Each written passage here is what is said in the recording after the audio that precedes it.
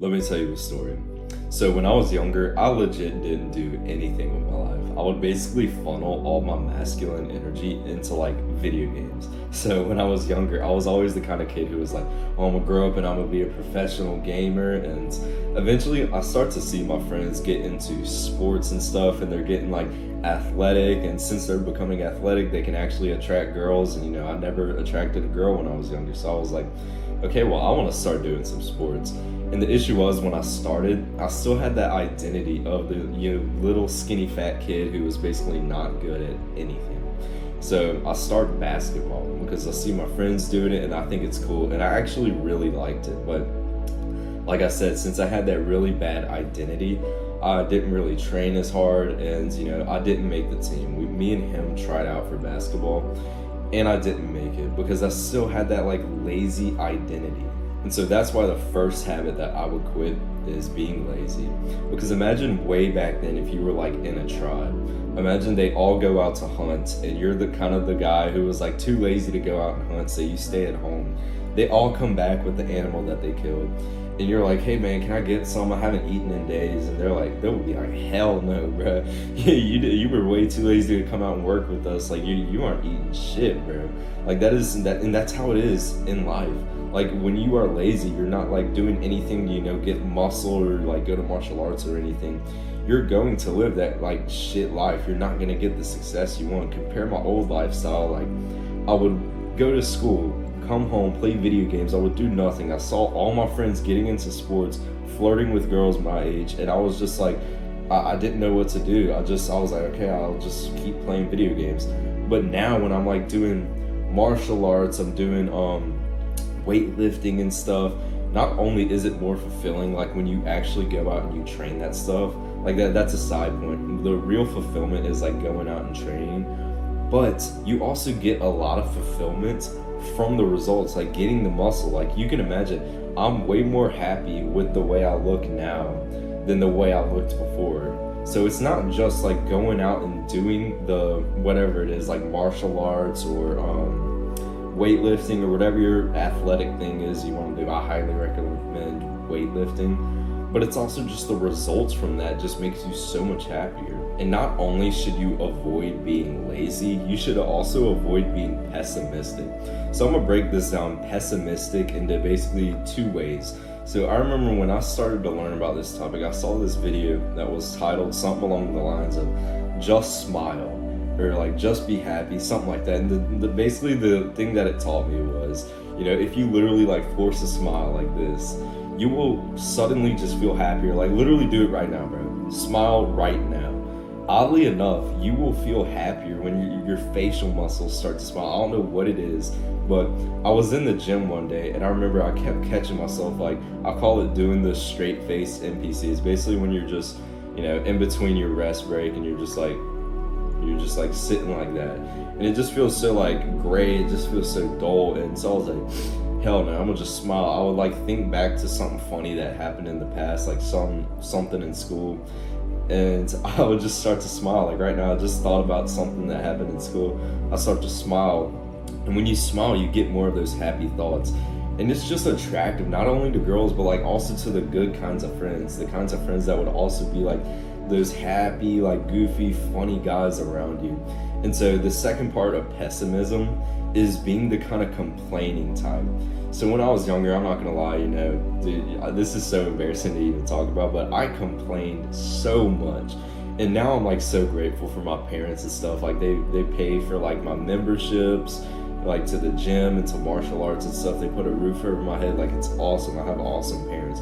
But back then, I would just complain about so much shit. I can't even like remember the stuff I would complain about. It was just so much. And my dad would always say like, "Oh my God, you complain so much. Stop being a little whiny, like little bitch." Honestly, like that's what he wanted to say. He never called me that.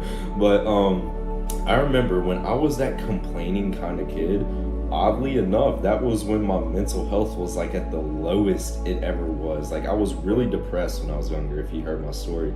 And oddly enough, when I was depressed, I was so ungrateful and I would complain so much about everything.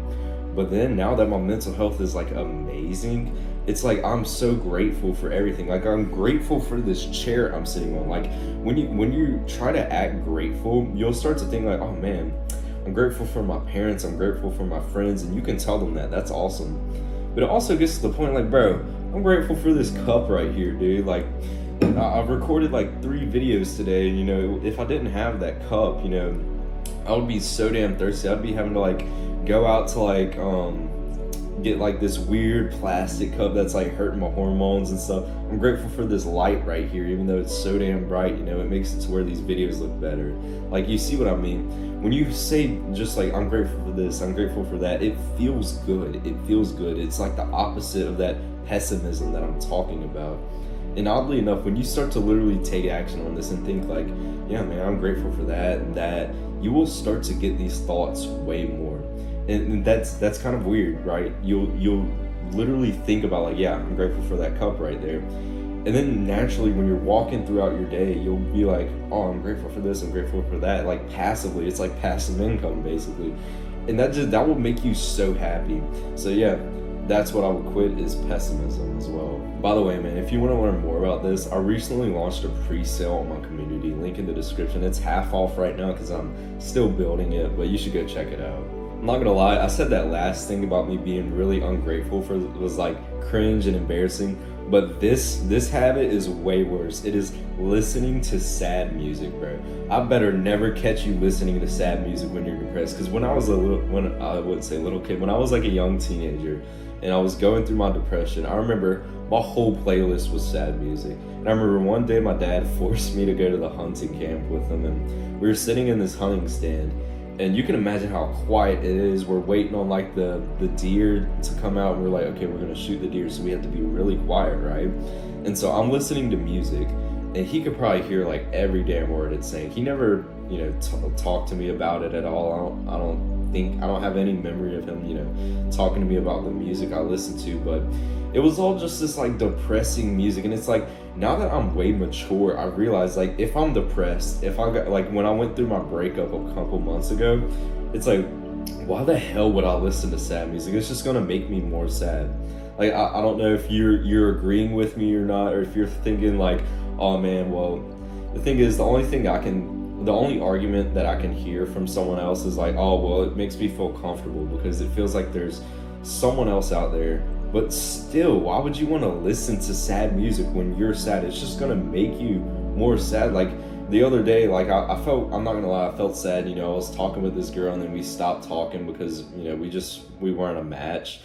And I remember I felt sad. And I was just thinking back to the music. I was listening to some like hype gym music, and I would think back to the music I listened to. I was like, dude, back then I would have listened to some like sad ass song that made me feel even more sad. Like, it's just stupid, bro. It pisses me off. If you listen to music, I'll like backhand yourself, bro. Slap the shit out of yourself.